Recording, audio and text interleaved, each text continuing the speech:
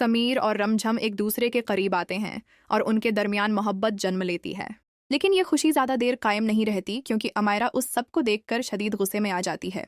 मामला इस वक्त और संगीन हो जाता है जब बुआसा रमझम पर अमायरा को अगवा करने का इल्ज़ाम लगा देती हैं। महल में हलचल मच जाती है, खास तौर पर इस वक्त जब वेरगढ़ की नई रानी के ऐलान का वक्त करीब होता है और अमायरा अचानक लापता हो जाती है। सबकी नज़रें रमझम पर जम जाती हैं, लेकिन इसी दौरान राजवीर सबके सामने ऐलान कर देता है कि रमझम ही इस ताज की असल हकदार है। यूं रमझम रानी तो बन जाती है, मगर उसके दिल में माजी के जख्म अभी तक ताज़ा होते हैं। वही दर्द जब उसे उसी महल ने कभी कबूल करने से इनकार कर दिया था। रानी बनने के बाद रमझम के लिए असली इम्तिहान शुरू होता है। दरबार के पुराने लोग उसकी हकमरानी को दिल से तस्लीम नहीं करते और उसके हर फैसले पर सवाल उठाते हैं, मगर रमझम हिम्मत नहीं हारती और अपने अमल से सबको जवाब देने का फैसला करती है। दूसरी तरफ समीर भी उसके साथ खड़ा होता है, लेकिन वो अपने माजी की गलतियों पर पशिमान रहता है और दिल ही दिल में खुद को मुआफ नहीं कर पाता।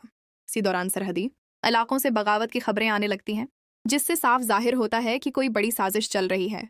तहकीकात में एक बार फिर अमायरा का नाम सामने आता है, जो महल से बाहर रहकर अपनी चालें चल रही होती है और अवाम को भड़का रही होती है। कहानी इस वक्त नया रख लेती है जब मोहनी, जो कैद में होती है, अचानक फिरार हो जाती है। रमझम को अंदाजा हो जाता है कि ये सब किसी बड़े तूफान का पेश खीमा है।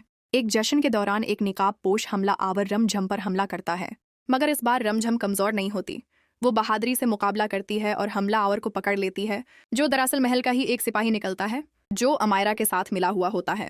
अब रमझम फैसला करती है कि वो सिर्फ दिफा नहीं बल्कि खुद हमला करेगी और अमायरा तक पहुंचने के लिए एक खफिया मंसूबा बनाती है। इधर अमायरा इंतकाम की आग में अंधी हो चुकी होती है और एक आखिरी खतरनाक चाल तैयार करती है। एक रात वो अपने आदमियों के साथ महल में दाखिल हो जाती है और रमझम को घेर लेती है।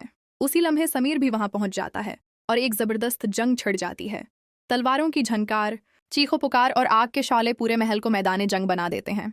आखिरकार रमझम और अमायरा आमने सामने आ जाती हैं, जहां एक तरफ सच्चाई की ताकत होती है और दूसरी तरफ इंतकाम की आग।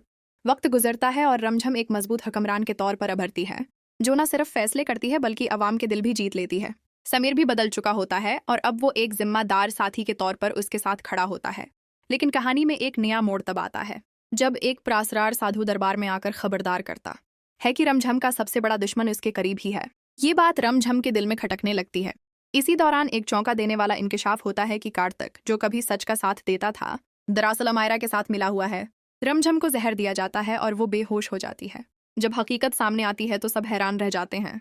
अमायरा दोबारा जाहिर होती है और अपने खील का इतराफ करती है, लेकिन इस बार रमझम कमजोर होने के बावजूद हार मानने को तैयार नहीं होती।